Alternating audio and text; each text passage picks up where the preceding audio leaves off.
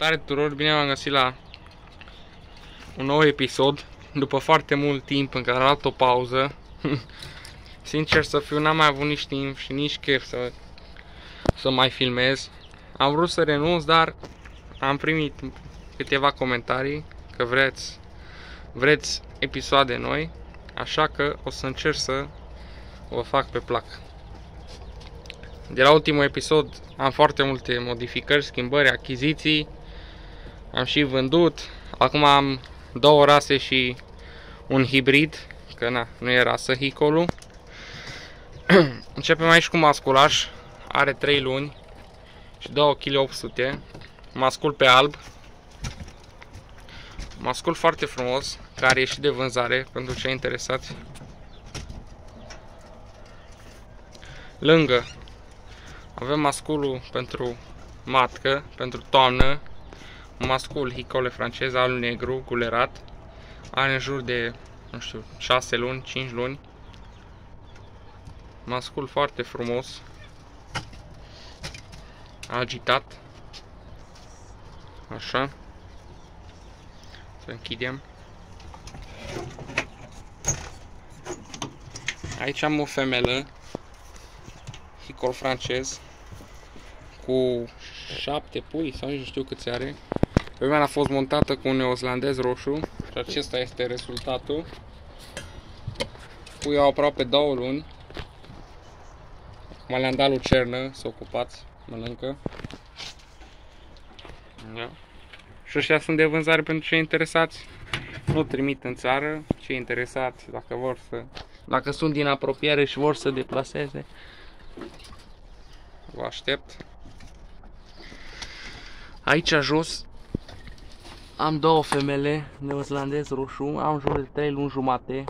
Niște femele foarte, foarte bune. Una cred că o oprez eu, pe aia de acolo, din spate. Și asta alta e de vânzare. Niște femele foarte bune. Producție proprie. Pentru cei interesați, să-mi lase un comentariu.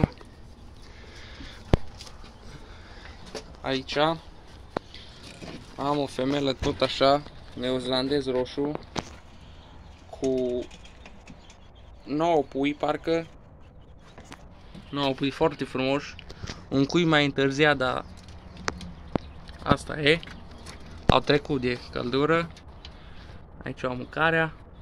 Orz cu puțin porumb. Femela îi duce foarte bine.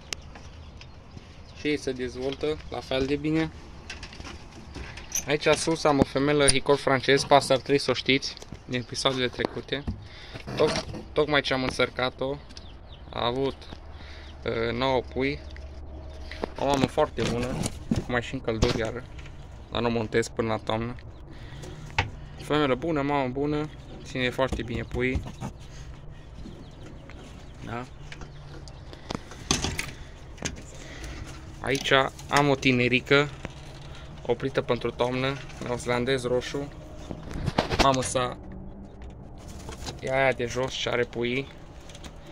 Femelă foarte bună. Acum n-am cușcă, nu se vede la fel de bine.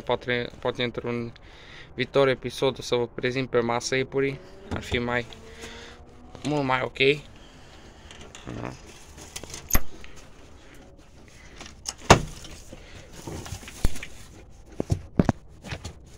Aici avem o achiziție nouă, o femelă tânără, are în jur de 5 luni, hicol francez, alb-galben, femelă foarte frumoasă. Abia aștept la toamnă să scoatem niște puișori din ea. Da. Trecem mai departe, nu o să vă stau foarte mult să vă plictisesc. Aici avem o nouă rasă la mine în adăpost, iepurele de Cluj. Aici am o femelă foarte masivă, care abia e din din februarie, femela. Femela e achiziționată de la Iulian Alex Pop, mare crescător de iepure de Cluj. Iepure de Cluj, pentru cei care nu știți, e rasă românească 100%. Niște iepuri foarte, foarte frumoși, masivi, căpoși. Vă prezint masculul acum. Aici avem lucerna, super calitate. Aici am masculul. Masculul nu are legătură de sânge cu femelele. Tot achiziționat de la Iulian. Salut pe această cale dacă se vede episodul. Mascul super frumos. Căpos. Ia uitați. E tânăr. Și el e din ianuarie sau februarie.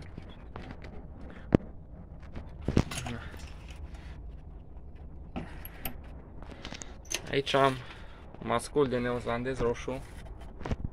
Și ăsta oprit pentru toamnă. Octombrie, cam așa. O să montez cu el.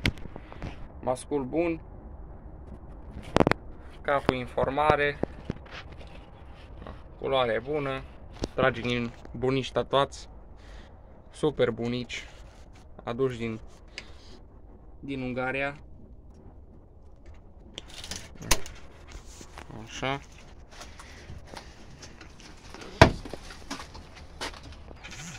Cam așa arată adăpostul pentru cei care nu știu. Așa, aici. Aici nu știu dacă am prezentat-o. Mai am o femelă. Iepure de Cluj. Soră cu cea prezentată anterior, la fel. Soră de cuib. Foarte masivă și ea. Poate un pic mai bună decât sora ei. Așa. Cam atât a fost cu acest episod. Da. Am să nu fie lung, să vă plictisesc. O să fac și un episod de la porumbei. Am în jur de 50 de porumbei. Gălățeni, tapalagoși, rolleri, tripleri. O să vă arăt într-un episod viitor. Am și găini, o parte de rasă, o parte metisuri interesante, moțate, bărbose. Mii de flori, am cochinchina pitic cu ova pe negru. Dacă vreți episoade, nu uitați de like. Ar ajuta foarte mult și cel mai important un comentariu cu părerea voastră. V-am salutat.